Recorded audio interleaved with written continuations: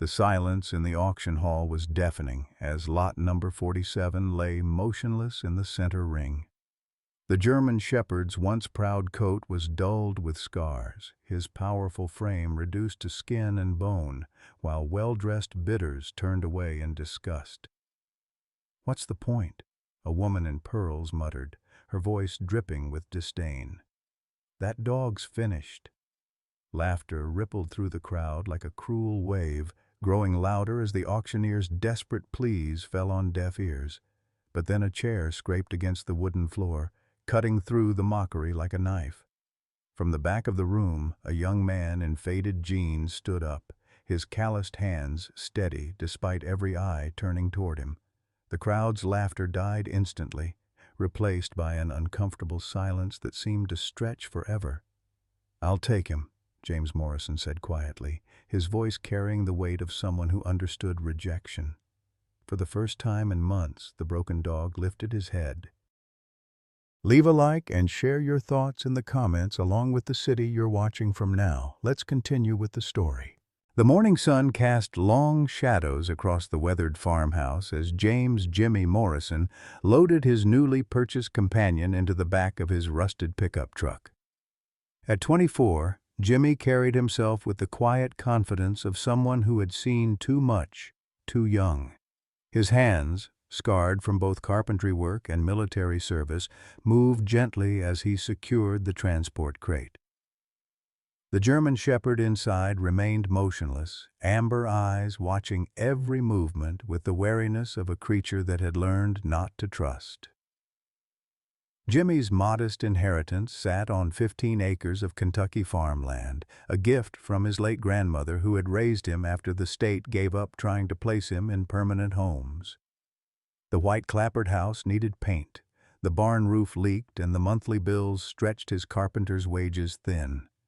But it was home, the first real home he'd known since childhood, and now it would shelter another soul who understood abandonment.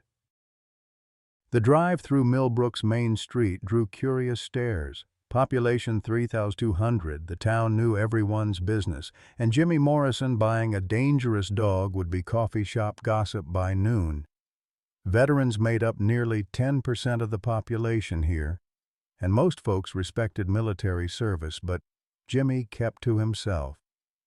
His neighbors knew about his tour in Afghanistan as an army medic, knew about the nightmares that sometimes echoed from his farmhouse windows, but they didn't pry. Small-town courtesy gave hurting people space to heal. Back at the farm, Jimmy had prepared carefully. He'd converted half the old barn into a comfortable kennel area, complete with soft bedding, fresh water, and room to move around. The dog, he'd decided to call him Atlas, after the weight he seemed to carry, stepped cautiously from the crate. Every movement spoke of pain, both physical and emotional. Shrapnel scars marked his left shoulder, and his gait favored his right rear leg. Jimmy settled into a lawn chair 10 feet away and opened a worn paperback copy of Old Yeller. He began reading aloud, his voice steady and calm. Atlas retreated to the farthest corner, but his ears swiveled toward the sound. For 3 hours, Jimmy read and talked, never approaching, never demanding. When hunger finally drove him inside for lunch, he left food and water within Atlas's reach. That evening, as autumn's chill crept across the Kentucky hills, Jimmy returned to his chair with a cup of coffee and his book. Atlas hadn't touched the food, but he'd moved closer to the barn opening. The dog's breathing was labored, and Jimmy recognized the signs of hypervigilance. The constant scanning, the inability to relax, the way Atlas positioned himself to watch all entry points simultaneously. "I know, buddy," Jimmy said softly, not looking directly at the dog. "I know what it's like when the world feels dangerous, when you can't trust anyone to have your back. But you're safe here. We've got nothing but time, and I'm not going anywhere." The words hung in the cooling air between two warriors learning to trust again. The first week passed like a careful dance between two damaged souls. Each morning, Jimmy would arrive at the barn with his coffee and whatever book he was reading, settling into his routine of quiet companionship. Atlas remained in his corner, but Jimmy noticed small changes. The dog's ears would perk up when he heard the screen door slam, and his amber eyes tracked Jimmy's movements with less suspicion and more curiosity. On the third day, Jimmy made his first real breakthrough. He'd been reading from The Old Man and the Sea when he noticed Atlas had crept closer to the food bowl. Not eating, just closer. Jimmy continued reading without acknowledgement, but his heart lifted. Progress was progress, no matter how small. The fourth day brought rain, and Jimmy moved his chair just inside the barn doorway. Atlas watched him with what might have been gratitude, or maybe that was wishful thinking. The steady patter of rain on the tin roof seemed to calm both of them. Jimmy found himself sharing more than just books. "I know what it's like to feel thrown away," he said quietly, turning a page. "Bounced from one foster home to another until they just stopped trying. Some people see damaged goods and walk away. Others see potential." He glanced up briefly. "I see potential in you, Atlas." The breakthrough came on day 7, in the middle of the night. Jimmy jolted awake from another nightmare, the familiar one where he couldn't save the wounded soldier in the bombed-out building. His cries echoed through the farmhouse, raw and desperate. Heart pounding, he stumbled to the kitchen for water, trying to shake off the phantom sounds of gunfire.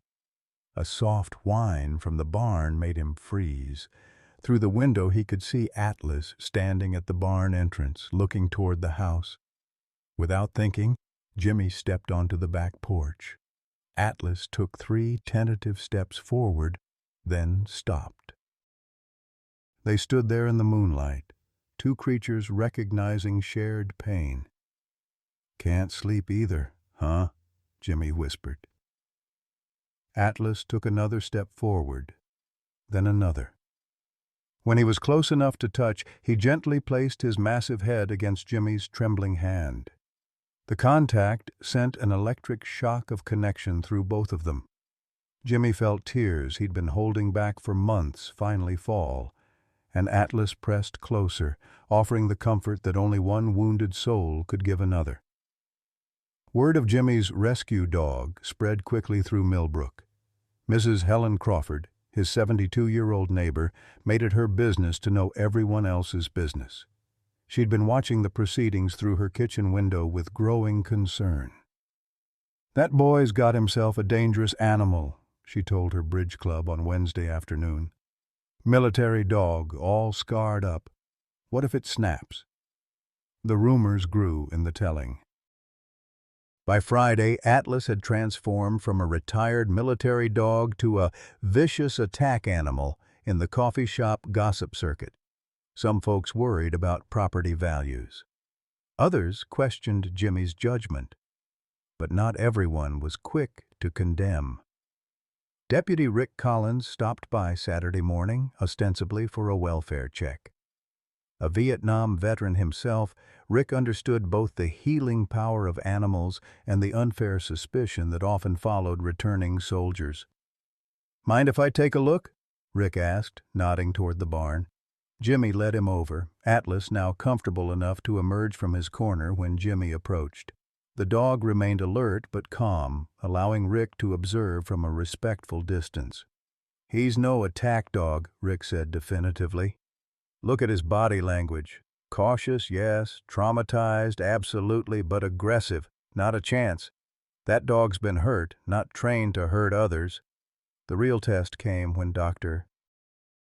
Sarah Jenkins, Millbrook's 68-year-old veterinarian, arrived for Atlas's first checkup. A no-nonsense woman who'd been treating animals longer than Jimmy had been alive, she took one look at Atlas and saw past the scars to the gentle intelligence beneath. "Military working dog," she diagnosed immediately, running practiced hands over his frame. "These scars are from shrapnel, not fights. And this limp, old injury, probably saved someone's life getting it." She looked up at Jimmy with approval. "You've got yourself a hero here, son. Heroes deserve better than to be thrown away." The examination revealed what Jimmy had suspected. Atlas was physically healthy but emotionally fractured. Dr. Jenkins prescribed patience, routine, and love. "Time heals most wounds," she said, "especially when someone cares enough to let it." As word of Dr. Jenkins's assessment spread, some of the town's hostility began to soften.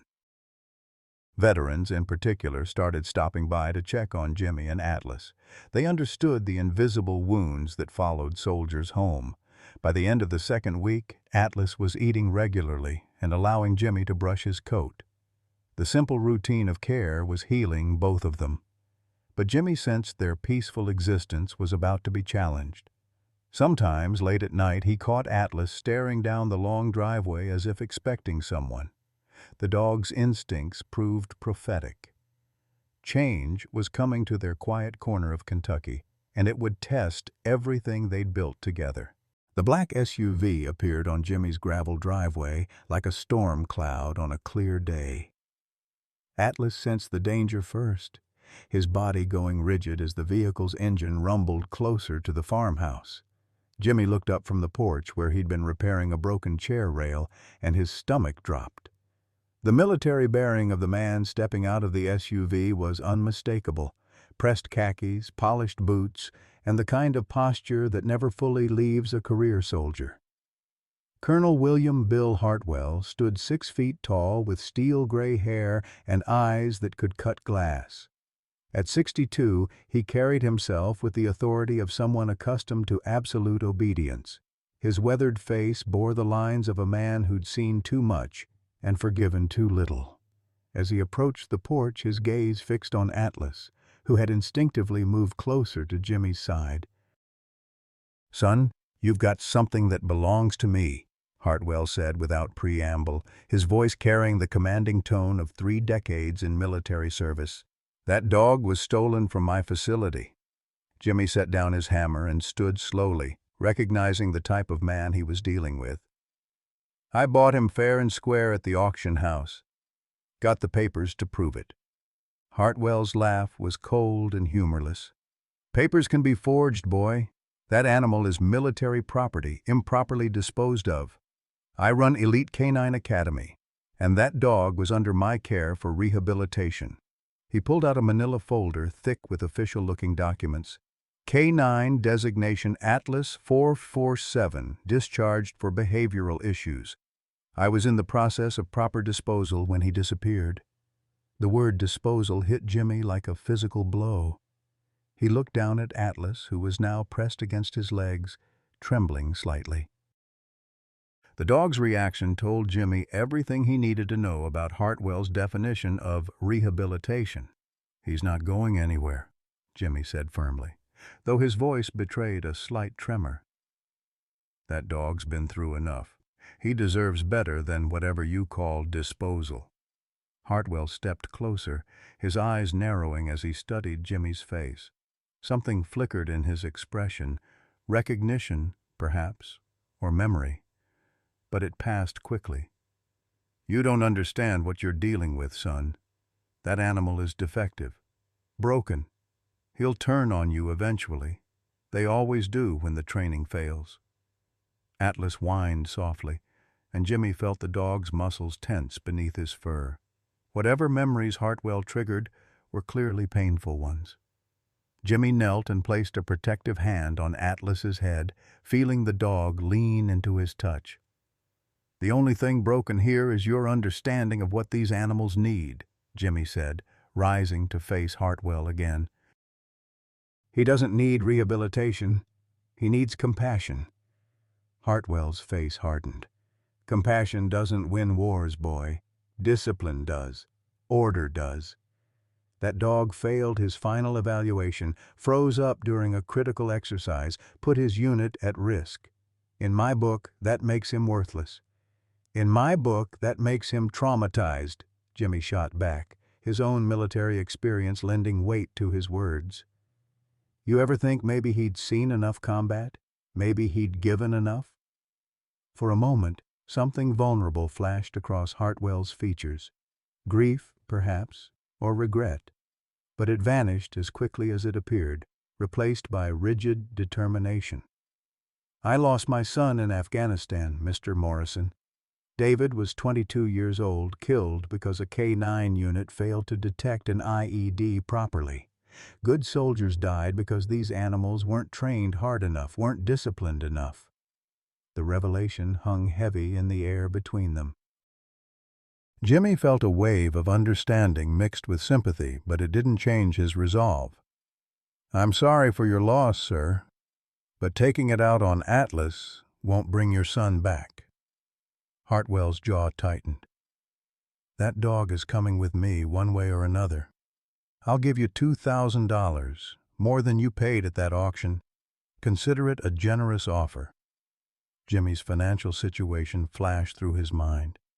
$2,000 would cover 3 months of bills, maybe 4 if he was careful. He could fix the truck, repair the roof, maybe even save a little. But one look at Atlas, now cowering behind his legs, made the decision easy. "He's not for sale," Jimmy said quietly. "Not to you, not to anyone." Hartwell's expression turned calculating. "You sure about that, son? Small-town carpenter like you? I'm guessing money's tight. That roof needs work. Truck's about ready for the scrapyard." 2,000 cash could solve a lot of problems. The older man's assessment was accurate enough to sting. Jimmy's pride warred with his practicality, but his conscience won out. "My problems aren't your concern, Colonel. Atlas stays here." "You'll regret this decision," Hartwell said, his tone carrying the weight of a promise rather than a threat. "That dog is unstable. When he snaps, and he will snap, innocent people could get hurt. The blood will be on your hands." As if to punctuate his words, a car backfired on the distant road. Atlas immediately dropped low, ears back, eyes wide with panic. For a moment, he looked every inch the dangerous animal Hartwell claimed him to be. Jimmy knelt quickly, speaking in soothing tones until Atlas relaxed. Hartwell observed this with grim satisfaction. "See? Post-traumatic stress. He's a liability, son, a loaded weapon with a broken safety." "He's a living being who's been hurt," Jimmy countered. "And unlike some people, I don't throw away what's damaged. I help it heal." Hartwell studied Jimmy for a long moment, his expression unreadable. "You served, didn't you? I can see it in how you carry yourself." "Where?" "Afghanistan. Army medic." "Then you should understand the importance of making hard choices. Sometimes you have to sacrifice one to save many." Hartwell's voice carried the weight of personal experience. "I've made those choices, son. They haunt me every day. But they were necessary." Jimmy stood slowly, his resolve hardening. "And sometimes you choose to save the one everyone else has given up on. That's the choice I'm making." Hartwell nodded curtly, though whether in approval or resignation was unclear. "Very well. But understand this. When that dog proves me right, when someone gets hurt because of your misplaced compassion, remember this conversation. Remember that you were warned." He turned to leave, then paused at the edge of the porch. "I'll be watching, Mr. Morrison. That animal is dangerous, and this community deserves to know what they're dealing with. Some dogs can't be saved." As the SUV disappeared down the driveway, Jimmy felt Atlas press closer against his legs. The dog was still trembling, and Jimmy realized they'd just made a powerful enemy. Hartwell's parting words carried an ominous promise. This wasn't over. Jimmy looked down at Atlas, whose amber eyes held a mixture of gratitude and lingering fear. "It's okay, boy," he whispered, though he wasn't entirely sure it was true. "We'll figure this out together." But even as he spoke the words, Jimmy couldn't shake the feeling that their quiet life in Millbrook was about to become much more complicated. The weeks following Hartwell's visit settled into a deceptive calm, like the quiet before a summer storm. Jimmy threw himself into training Atlas with an intensity born of both love and defiance. Every morning began the same way: coffee on the porch, Atlas at his side, both of them watching the sun rise over the Kentucky hills. The dog's progress was remarkable. Where once he'd cowered at sudden sounds, now he merely looked to Jimmy for reassurance. The nightmares still came for both of them, but they faced the darkness together. Jimmy's approach to training couldn't have been more different from Hartwell's military precision. Instead of commands barked with authority, Jimmy used patience and positive reinforcement. When Atlas successfully followed a command, he earned praise and treats. When he struggled, Jimmy simply tried again with gentler guidance. The transformation was gradual but undeniable. Atlas began to remember what it felt like to trust. The first public test came on a crisp October morning when Jimmy decided to take Atlas to Peterson's hardware store. The town's unofficial gathering place, Peterson's was where Millbrook's residents caught up on gossip, weather, and each other's business. Jimmy's arrival with Atlas created an immediate stir.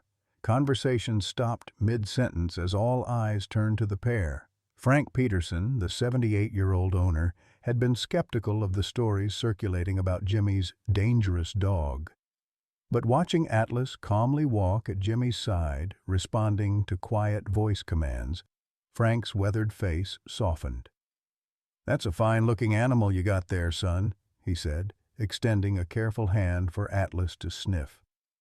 The dog's gentle response, a polite tail wag and brief nose touch, impressed the handful of customers present. Word spread quickly through town. Maybe the Morrison boy wasn't harboring a dangerous animal after all. Maybe some of the gossip had been exaggerated. But Hartwell's influence ran deep in certain circles, and not everyone was ready to change their minds. The financial reality of caring for Atlas hit Jimmy hard as winter approached. The dog's appetite alone added $50 weekly to his grocery bill, and the recommended veterinary care stretched his budget to the breaking point. Jimmy picked up extra carpentry jobs wherever he could find them, often working 12-hour days to make ends meet. His hands grew more calloused, his back more sore, but seeing Atlas healthy and happy made every sacrifice worthwhile. Dr. Sarah Jenkins had become an unexpected ally, often refusing payment for routine checkups and always having sample medications available when Jimmy couldn't afford prescriptions. "That dog's doing more good for this community than most humans," she'd say whenever Jimmy protested her generosity. "Consider it an investment in public relations." The crisis that would test everything came on a cold November evening. Jimmy was finishing a cabinet installation job when his phone rang. Dr. Jenkins's voice was strained with urgency. "Jimmy, you need to get to the clinic. Now, bring Atlas." The drive felt endless, Jimmy's mind racing through possibilities. He found Dr. Jenkins waiting in the parking lot, her usually composed demeanor showing cracks of concern.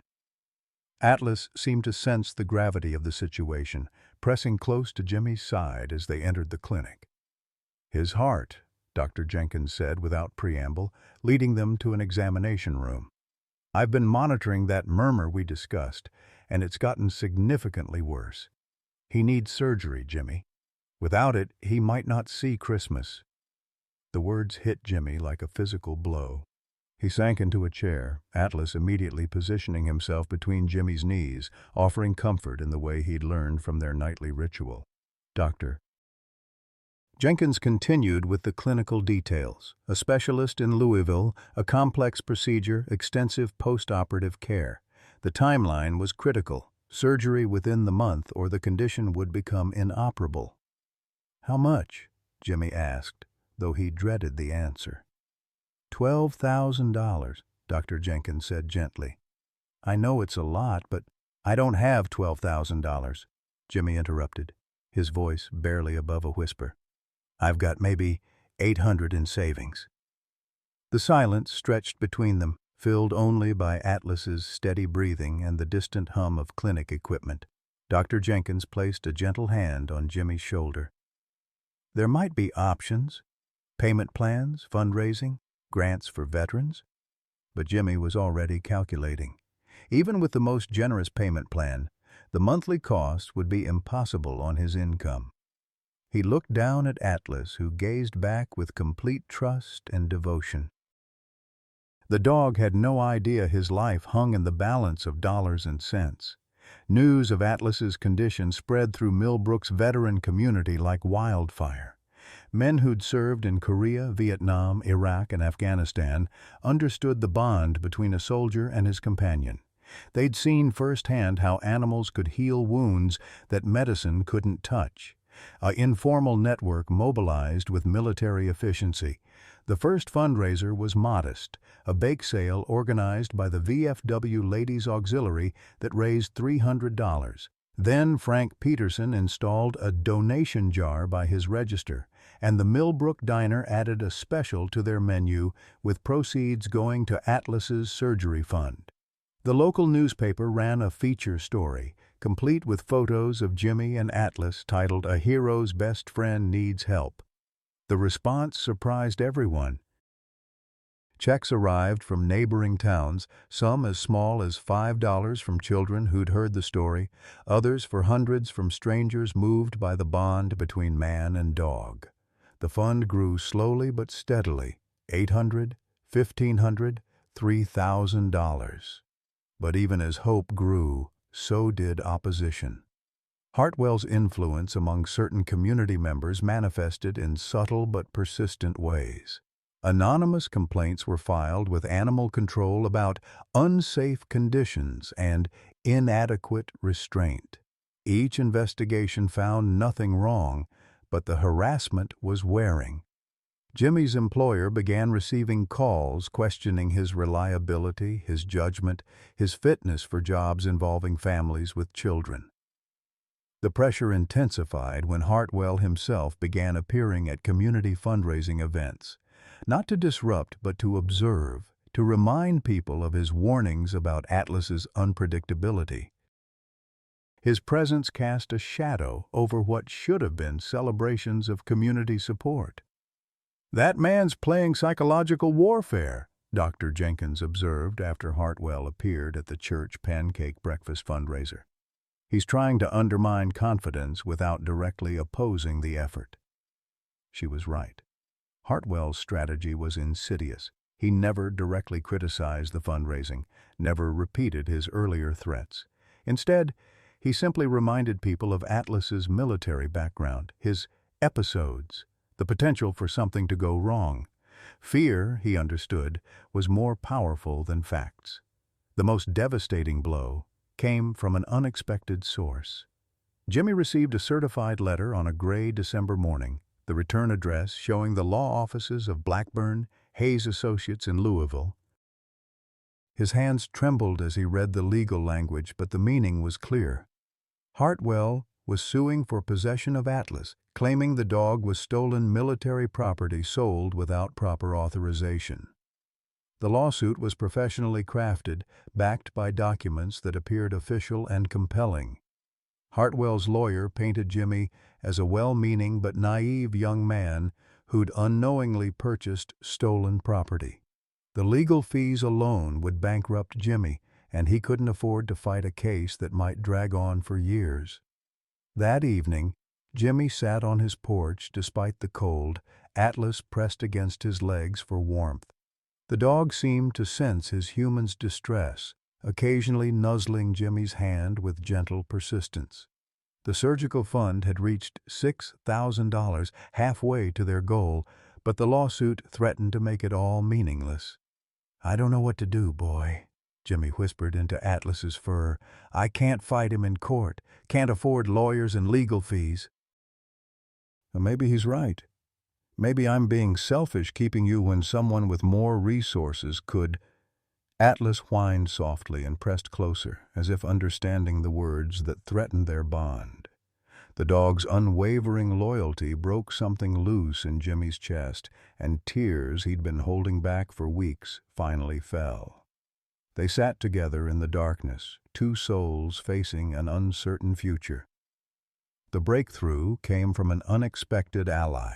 Captain Maria Gonzalez reached through Jimmy's veteran network, agreed to a video call that would change everything.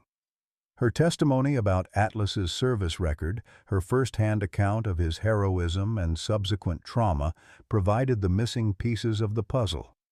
"That dog saved 3 lives in his last mission," Captain Gonzalez told Jimmy over a crackling video connection. "His handler, Sergeant Torres, died protecting Atlas, not because of him." The official report was classified, but I can tell you Hartwell's version of events is completely false. Armed with this new information, Jimmy felt a spark of hope rekindling. But even as one door opened, another threat emerged. The local town council, influenced by persistent rumors and Hartwell's carefully orchestrated campaign, scheduled a hearing on a proposed dangerous animal ordinance that would effectively ban Atlas from Millbrook. The surgical fund continued to grow, but time was running out on multiple fronts. Atlas needed surgery within weeks. The lawsuit required an immediate response, and the town council hearing loomed like a final judgment. Jimmy found himself fighting battles on 3 fronts with resources stretched impossibly thin. Late one night, as Jimmy worked on carpentry projects by lamplight to earn extra money, he felt Atlas's gentle presence beside his workbench. The dog had taken to staying close during these long working sessions, offering silent companionship through the stress. Looking into Atlas's trusting eyes, Jimmy made a promise he wasn't sure he could keep. "We're going to get through this, boy. Somehow, we're going to prove that loyalty and love are stronger than money and legal papers." But even as he spoke the words, Jimmy couldn't shake the growing certainty that they were running out of time, options, and hope. The fund stood at $7,000, still $5,000 short. The lawsuit deadline was approaching, and somewhere in the darkness, Hartwell was planning his next move in a game where the stakes were nothing less than Atlas's life. The stage was set for a confrontation that would test not just Jimmy and Atlas, but the very heart of what Millbrook stood for as a community. The Millbrook Community Center hadn't seen a crowd this large since the high school basketball team made it to state finals 3 years ago. Every folding chair was occupied and people lined the walls 3 deep. The air buzzed with nervous energy as neighbors who'd known each other for decades found themselves on opposite sides of a debate that had split their small town down the middle. Jimmy sat in the front row, Atlas calm at his side despite the crowd's restless energy. The dog's presence seemed to anchor Jimmy, whose hands trembled slightly as he reviewed his notes for what felt like the 100th time. Behind them, supporters wore blue ribbons, a symbol that had emerged organically during the fundraising campaign. Across the aisle, a smaller but vocal group displayed red armbands, their faces set with grim determination. Mayor Patricia Hendricks called the meeting to order with 3 sharp raps of her gavel. At 67, she'd presided over countless town disputes, but none quite like this. "We're here tonight to consider Ordinance 2023-15, which would classify certain animals as dangerous and require their removal from town limits. Mr. Hartwell has petitioned for this hearing, and Mr. Morrison has the right to respond." Hartwell rose from his seat with military precision, his bearing commanding immediate attention. He'd dressed carefully for this moment, pressed slacks, white shirt, and his old service jacket with its rows of ribbons and medals. The visual message was clear. Here stood a man who'd served his country with honor and deserved to be heard. "Ladies and gentlemen," Hartwell began, his voice carrying easily through the packed room, "I come before you tonight not as an enemy of Mr. Morrison, but as someone who understands the true nature of military working dogs. I've trained them, deployed with them, and seen what happens when training fails." He turned slightly, acknowledging Jimmy with a nod that seemed almost respectful. "Mr. Morrison's intentions are admirable. His heart is in the right place. But good intentions don't erase the reality of what we're dealing with. An animal trained for warfare, suffering from psychological trauma, living in close proximity to your families and children. Murmurs rippled through the crowd as Hartwell continued his measured presentation. He spoke of insurance liability, of children playing in yards, of the elderly walking their small dogs down quiet streets. He painted a picture of disaster waiting to happen, of a community living under the shadow of an unpredictable threat. "I lost my son in Afghanistan," Hartwell said, his voice dropping to barely above a whisper. The room fell silent. David was 22 years old, serving our country with pride. He died because a military dog failed to detect an explosive device. Good men died that day because these animals, despite our best efforts, remain fundamentally unpredictable. The emotional weight of his testimony settled over the crowd like a heavy blanket. Several council members shifted uncomfortably in their seats. Hartwell had played his strongest card, personal loss in service to country, and the effect was palpable. Jimmy felt his confidence wavering as he watched the crowd's mood shift. How could he argue against a Gold Star father's grief? How could he minimize the sacrifice of a family that had given everything? But then Atlas shifted beside him, and Jimmy felt the dog's steady warmth against his leg. This wasn't about abstract arguments or hypothetical dangers.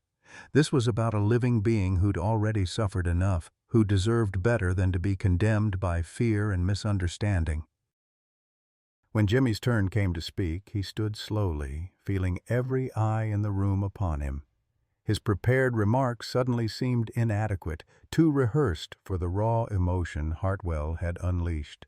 Instead, he spoke from his heart. "Colonel Hartwell is right about one thing," Jimmy began, his voice stronger than he'd expected. "Good intentions aren't enough, but neither is fear. And fear is what's really on trial here tonight. Not Atlas."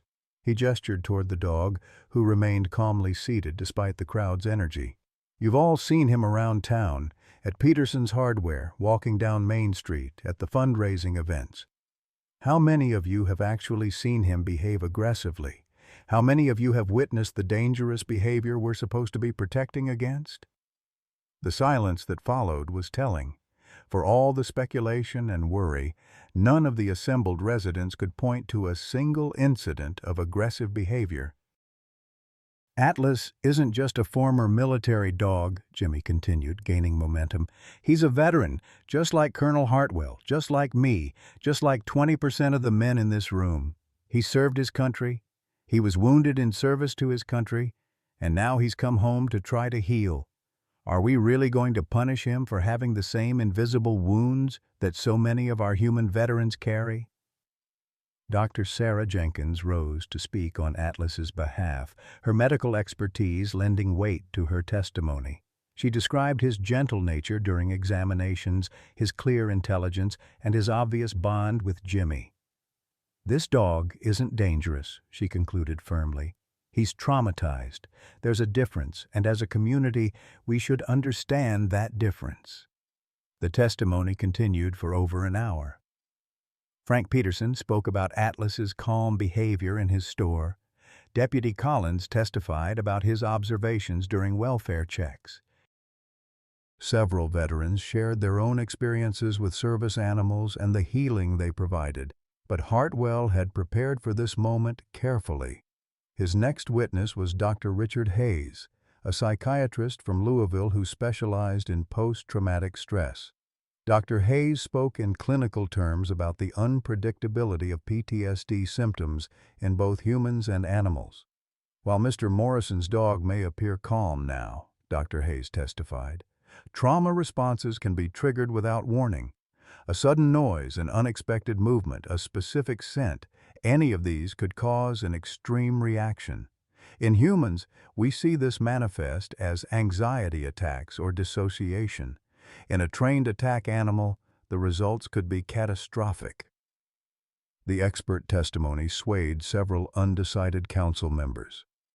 The weight of professional opinion, combined with Hartwell's emotional appeal, created a formidable argument for the proposed ordinance. Then came the moment Jimmy had been dreading. Mayor Hendricks announced that the council would demonstrate Atlas's temperament through a controlled exercise. If this animal is to remain in our community, we need to see evidence of his stability under stress. Hartwell's eyes gleamed with satisfaction. He'd orchestrated this moment carefully, knowing Atlas's triggers better than anyone. As the demonstration began, with Atlas performing basic commands in front of the crowd, Hartwell positioned himself near the emergency exit. The dog responded perfectly to Jimmy's quiet commands: sit, stay, down, heel. The crowd began to relax, and several people exchanged glances that suggested the demonstration was going well. Atlas seemed calm, confident even, drawing energy from Jimmy's steady presence. That's when Hartwell struck. He produced a small device from his pocket, a military-grade whistle that emitted a specific frequency. To human ears, it was barely audible. To Atlas, it was the sound of incoming artillery, the high-pitched whine that preceded explosions and death. The effect was instantaneous and devastating. Atlas dropped low, his eyes wide with terror, a low growl rumbling from his chest. The crowd gasped and pulled back as the dog's training warred with his trauma. For a terrifying moment, he looked every inch the dangerous predator Hartwell had warned them about. Jimmy knelt immediately, speaking in calm, soothing tones, but the damage was done. The room erupted in frightened voices, with several people demanding immediate action. Children began crying, and parents gathered them protectively. "You see?" Hartwell called out over the chaos, his voice carrying triumph mixed with what sounded like genuine regret. "This is what I've been trying to warn you about. This animal is unstable, unpredictable. Today, it was just fear. Tomorrow, it could be violence." Mayor Hendricks called for order, but the demonstration had shifted the room's energy decisively. Fear had a face now, and it looked like a traumatized German shepherd cowering on the community center floor. The vote, when it came, was closer than expected, but decisive. 7-5 in favor of the dangerous animal ordinance. Atlas would have 30 days to be removed from Millbrook city limits. As the crowd dispersed, Jimmy sat in his chair, Atlas pressed against his legs, both of them shell-shocked by the evening's events. The fundraising had reached $9,000, still $3,000 short of the surgery cost. But it might not matter now. Even if they could afford the surgery, they'd have nowhere to recover. Dr. Jenkins approached, her face flushed with anger. "That whistle was a setup," she said quietly. "Hartwell knew exactly what would trigger him. This whole thing was orchestrated." Jimmy nodded numbly. He'd suspected as much, but proving it was another matter entirely. Hartwell had played the game expertly, using Atlas's own trauma against him. "What happens now?" Jimmy asked, though he dreaded the answer. 30 days, Dr. Jenkins replied. "After that, if Atlas is still within city limits, animal control will remove him by force." As they loaded Atlas into the truck for the drive home, Jimmy felt the weight of defeat settling over him like a shroud. They'd fought the good fight, rallied community support, and nearly raised enough money for the surgery. But in the end, fear had proven stronger than hope. The ride home was silent, except for Atlas's soft panting from the passenger seat. The dog seemed to understand that something fundamental had changed, that their time together was now measured in days rather than years. Back at the farmhouse, Jimmy sat on the porch steps with Atlas beside him, looking out over the land they'd called home for such a brief, precious time. The stars were brilliant in the clear December sky, and the winter air carried the promise of snow. "I'm sorry, boy," Jimmy whispered into the darkness. "I tried to protect you, but I wasn't strong enough. I wasn't smart enough." Atlas whined softly and pressed closer, offering comfort even in their moment of defeat. The dog's unwavering loyalty broke Jimmy's heart all over again. How could he explain to Atlas that love sometimes wasn't enough? That fear and prejudice could triumph over truth and justice? The deadline loomed before them like a cliff edge, 30 days to find a new home, to arrange the surgery, to somehow salvage their shattered dreams. Jimmy closed his eyes and tried to imagine a future where he and Atlas could be together, but the images wouldn't come. For the first time since adopting Atlas, Jimmy began to consider the unthinkable. Perhaps Hartwell was right. Perhaps the kindest thing would be to let the dog go, to find him a home with someone who had the resources and influence to protect him properly. The thought tasted like ashes in his mouth, but Jimmy forced himself to consider it. Atlas deserved better than a life of uncertainty, better than an owner who couldn't shield him from the cruelties of prejudice and fear. As if sensing his thoughts, Atlas lifted his massive head and fixed Jimmy with those amber eyes that held such trust, such unconditional love. In that moment, Jimmy made a different choice. They might have 30 days, they might be facing impossible odds, but he wouldn't give up. Not on Atlas, not on their bond, not on the belief that sometimes love could overcome even the darkest circumstances. The fight wasn't over yet. The countdown began with merciless precision.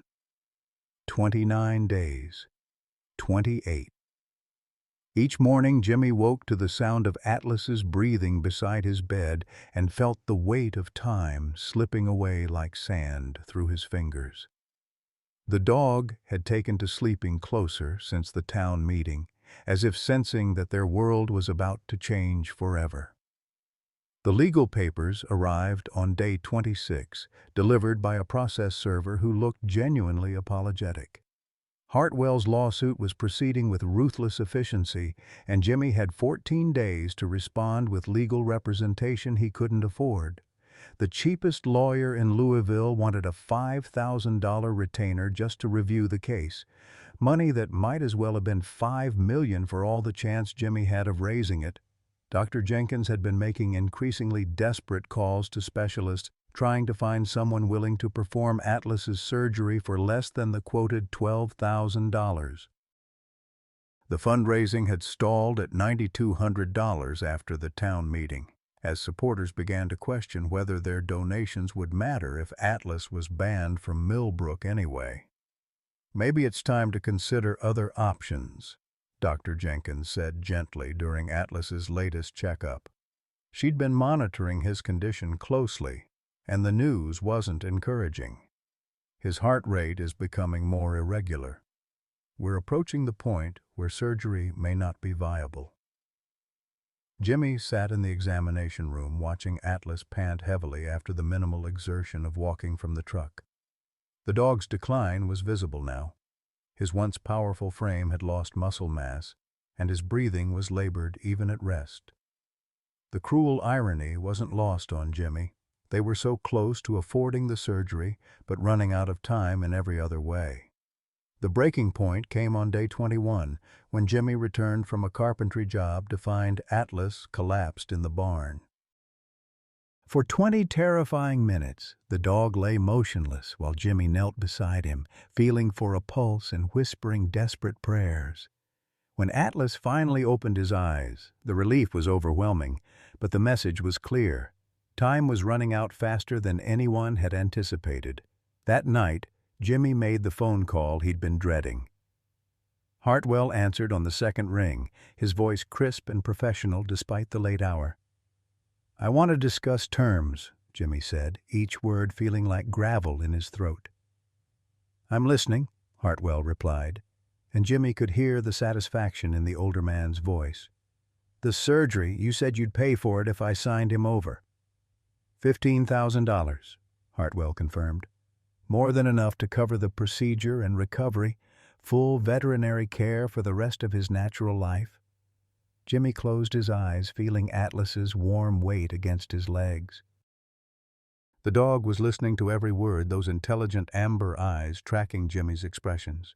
"And after the surgery, what happens to him?" "He'll live comfortably," Hartwell said. "Private facility, proper care. He'll want for nothing. Except freedom. Freedom is a luxury, Mr. Morrison. Survival is a necessity." The conversation lasted another 10 minutes, with Hartwell patiently explaining the paperwork, the timeline, the logistics of transferring Atlas to his facility. It all sounded reasonable, professional, humane. But Jimmy knew what kind of comfortable life Hartwell offered. He'd seen the fear in Atlas's eyes when the colonel appeared. After hanging up, Jimmy sat on his kitchen floor with Atlas's head in his lap, both of them lost in thought. The smart choice was obvious. Hartwell had the resources to save Atlas's life, to provide medical care that Jimmy simply couldn't afford. The surgery would happen, Atlas would live, and Jimmy would have to content himself with knowing he'd done the right thing. But as he looked into Atlas's trusting eyes, Jimmy couldn't shake the feeling that he'd be trading the dog's soul for his heartbeat. The next morning brought the final blow. Sheriff Tommy Bradford arrived with papers that made Jimmy's stomach drop. A court order for immediate seizure of Atlas pending resolution of the ownership dispute. Hartwell had played his legal trump card, using Jimmy's desperation against him. "Son, I hate this as much as you do," Sheriff Bradford said, his weathered face showing genuine regret. The 54-year-old lawman had been following the case with growing unease, but legal orders left no room for personal opinion. "But this is a valid court order. I have to take the dog into protective custody." Jimmy's world tilted sideways. "How long?" "Until the ownership dispute is resolved." "Could be weeks, could be months." The sheriff's voice was heavy with sympathy. "I'm sorry, Jimmy. I truly am." Atlas seemed to understand what was happening before Jimmy did. The dog moved protectively between Jimmy and the sheriff, not aggressively, but with the quiet determination of a guardian who wouldn't abandon his post. The sight broke something fundamental in Jimmy's chest. Can I have a few minutes with him?" Sheriff Bradford nodded and stepped outside, giving them privacy for what might be their final moments together. Jimmy knelt on the kitchen floor, gathering Atlas's massive head in his hands. The dog's breathing was labored, his eyes bright with fever, but his tail wagged weakly as Jimmy spoke. "I'm so sorry, boy," Jimmy whispered, his voice breaking. "I tried to protect you. I tried to be strong enough, smart enough, good enough. But I failed you, just like everyone else has failed you." Atlas whined softly and pressed closer, offering comfort even as his own world collapsed around him.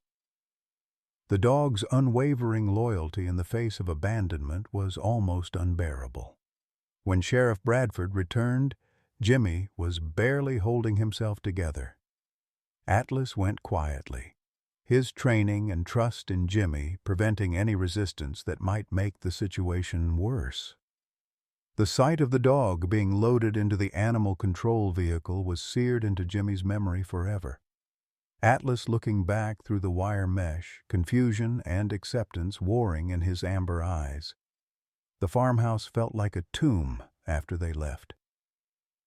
Jimmy wandered from room to room, seeing Atlas everywhere. The worn spot on the kitchen floor where he liked to sleep, the toys scattered around the living room, the food bowls sitting empty by the back door. The silence was deafening after months of companionship. That evening, Dr. Jenkins called with an update that twisted the knife deeper. "He's at the county facility, and his condition is deteriorating rapidly. The stress of separation is making everything worse. Jimmy, if something doesn't change soon..." She didn't need to finish the sentence. Jimmy understood. Atlas was dying of a broken heart as much as a broken valve. The final insult came 2 days later, When Jimmy received notice that his court hearing had been postponed indefinitely due to scheduling conflicts with Hartwell's high-powered legal team. The system that was supposed to protect justice had become a weapon of delay and attrition. Jimmy found himself standing in his empty barn, holding Atlas's favorite rope toy and feeling completely defeated. Every path forward was blocked, every option exhausted. The fundraising account sat at $9,400. So close to the surgical goal, but meaningless now that Atlas was beyond his reach. For the first time since Atlas's arrival, Jimmy seriously considered the bottle of bourbon he kept in the kitchen cabinet. The old escape that had nearly claimed him before his discharge from the Army beckoned with promises of numbness, of forgetfulness, of an end to the pain that felt like it was consuming him from the inside. But even in his darkest moment, Jimmy could hear Atlas's gentle breathing, could feel the weight of the dog's head on his lap during those peaceful evenings on the porch. The memory of that trust, that unconditional love, kept him from reaching for the bottle. Instead, he sat on the porch steps where they'd spent so many hours together, looking out over the land that had briefly been home to both of them. The winter stars were brilliant overhead, distant and cold, offering no comfort or guidance. "I don't know how to fix this," Jimmy said aloud to the empty night. "I don't know how to save you, boy." "I don't even know how to save myself anymore." The wind through the bare trees was his only answer, carrying the scent of snow and the promise of a winter that Atlas might not live to see. Jimmy pulled his jacket tighter and settled in for a long night of grief and regret, wondering if love had ever felt this much like failure. Somewhere across town, in a cold concrete kennel, Atlas lay with his head on his paws, amber eyes fixed on the door waiting for a reunion that might never come. The call came at 3 in the morning, jolting Jimmy from a restless sleep filled with dreams of amber eyes and empty kennels. Dr. Jenkins' voice was tight with urgency and something else, excitement perhaps, or hope. "Jimmy, you need to get to my clinic, now, and bring whatever documentation you have about Atlas's adoption. What's happened? He's alive, but barely. That's not why I'm calling. I've been going through old files, trying to find anything that might help with the legal case, and I found something. Something that changes everything." 20 minutes later, Jimmy sat in Dr. Jenkins's office, still in his pajamas and work boots, watching her spread documents across her desk with the precision of a lawyer preparing for trial. The fluorescent lights buzzed overhead, casting harsh shadows that made the moment feel surreal. "This is Atlas's microchip registration," Dr. Jenkins said, pointing to a faded computer printout. "I pulled it when I first examined him but didn't think much of it at the time. Look at the original owner information." Jimmy squinted at the small print, his sleep-deprived brain struggling to process the significance. The name listed made his heart stop. James Morrison, Sr., with an address in Millbrook that he recognized as his grandmother's old house. "That's impossible," Jimmy whispered. "I never owned a dog. My grandmother never mentioned—" "James Morrison, Sr.," Dr. Jenkins interrupted gently. "Not you, your father." The revelation hit Jimmy like a physical blow. His father, the man he'd never known, who died when Jimmy was barely 3 months old, had owned Atlas as a puppy. The dog he'd rescued from auction, the companion who'd healed his broken heart, had been his family from the very beginning. "There's more," Dr. Jenkins continued, pulling out another document. "I called the Military Records Office. Your father and Colonel Hartwell served together in the Gulf War. They were best friends, Jimmy. Hartwell was supposed to be your guardian if anything happened to your parents." The room seemed to spin around Jimmy as pieces of a puzzle he didn't know existed began falling into place. His parents' car accident, his placement in foster care, the grandmother who'd taken him in but never spoke of the past. It all began to make a different kind of sense. Hartwell knows, Jimmy said, the words barely audible. He's known who I am this whole time. Dr. Jenkins nodded grimly. I think so. The question is why he's been tormenting you instead of helping you. The answer came in the form of an unexpected visitor. As dawn broke over Millbrook, Jimmy returned to his farmhouse to find a car in his driveway. Not Hartwell's black SUV, but a modest sedan with an elderly woman sitting behind the wheel. She emerged slowly, using a cane for support, and Jimmy recognized her from around town, though they'd never been formally introduced. "You're James Morrison's boy," she said without preamble. Her voice carried the authority of someone accustomed to being heard. "I'm Dorothy Hartwell, Bill's mother."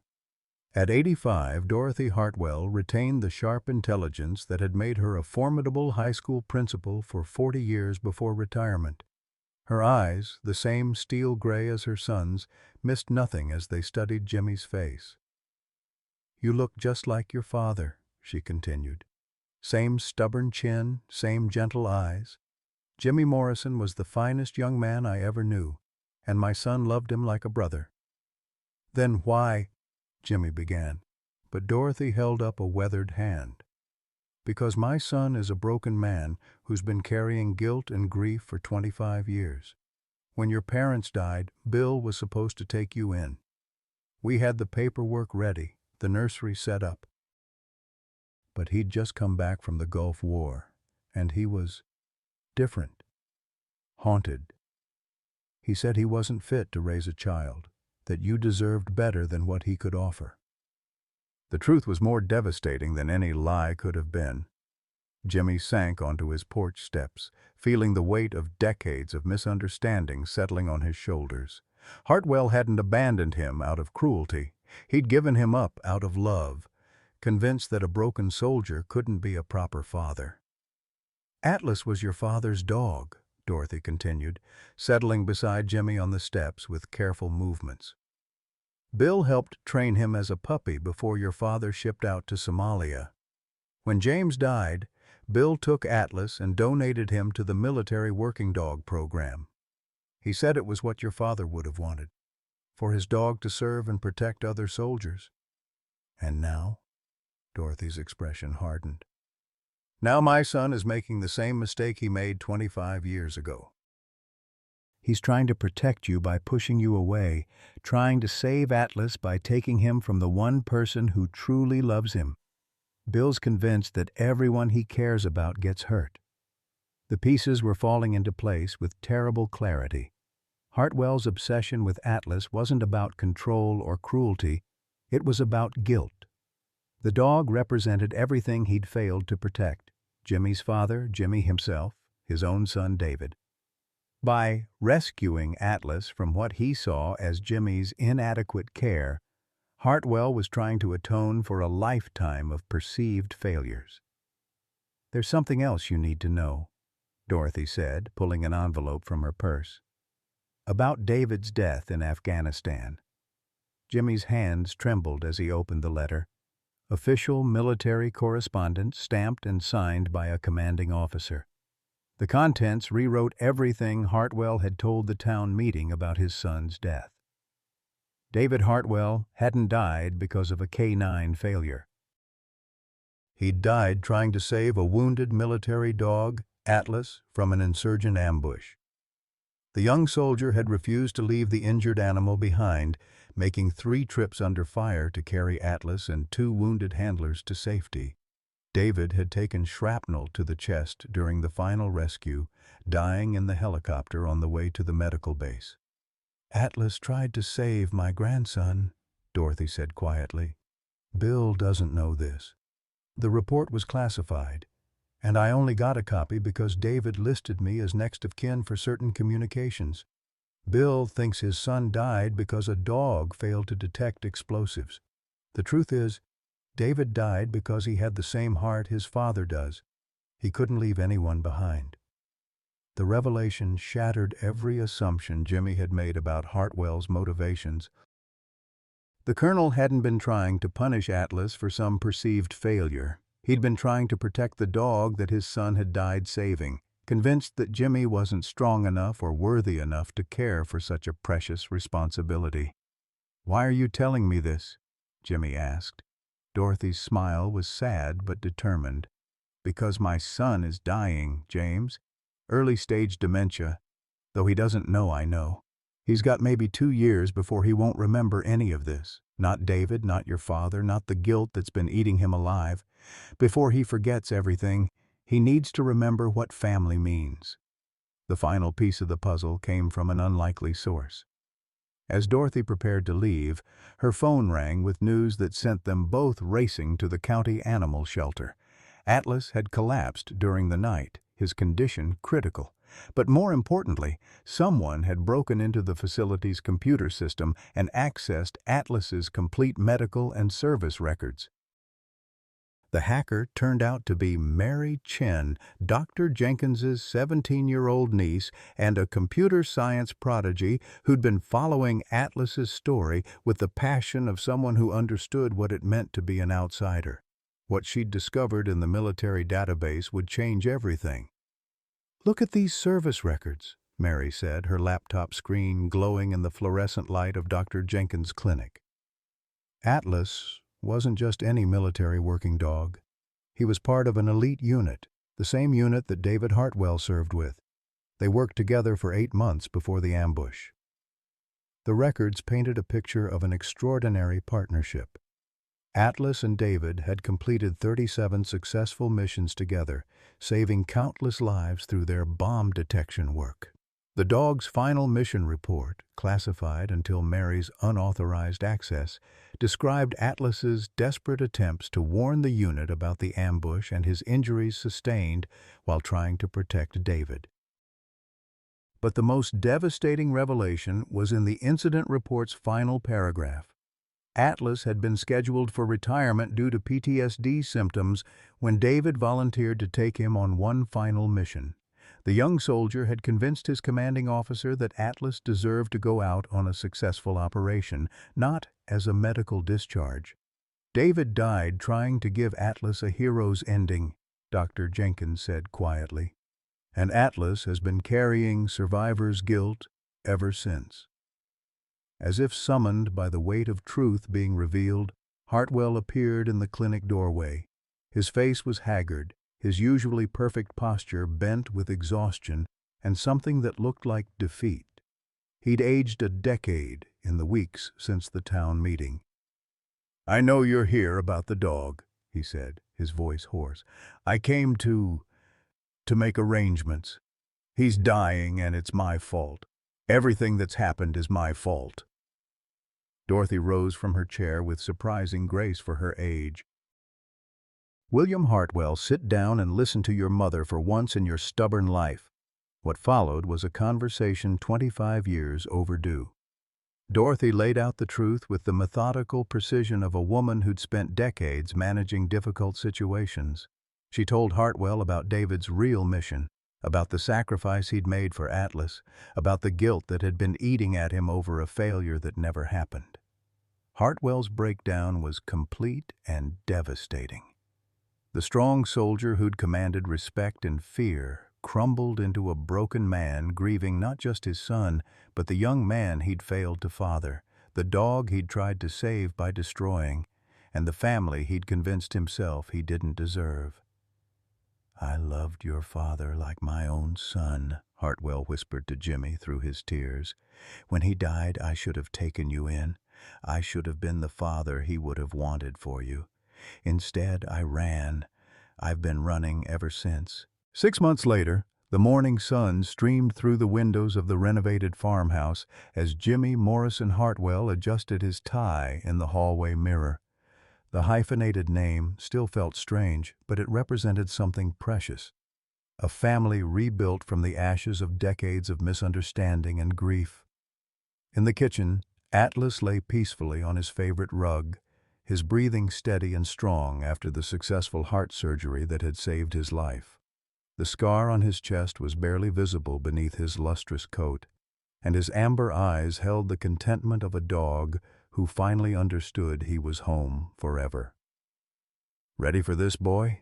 Jimmy asked, scratching behind Atlas's ears. The dog's tail thumped against the floor in response, a sound that had become the rhythm of their household. Colonel William Hartwell, now simply Bill or Dad, depending on the day, emerged from the guest room he'd moved into after his dementia diagnosis. The medication was helping, and the stress of carrying decades of guilt had lifted from his shoulders like a physical weight. He was thinner now, frailer, but his eyes held a peace they'd lacked for 25 years. "Sarah's here," he announced, smiling at the sight of Jimmy straightening his tie. "Dr. Jenkins, your bride-to-be, looks beautiful." Through the window, Jimmy could see the backyard filled with friends and neighbors. The same people who had once voted to banish Atlas now gathered to celebrate love's triumph over fear. The ceremony would be simple, officiated by the town's pastor with Atlas serving as ring-bearer.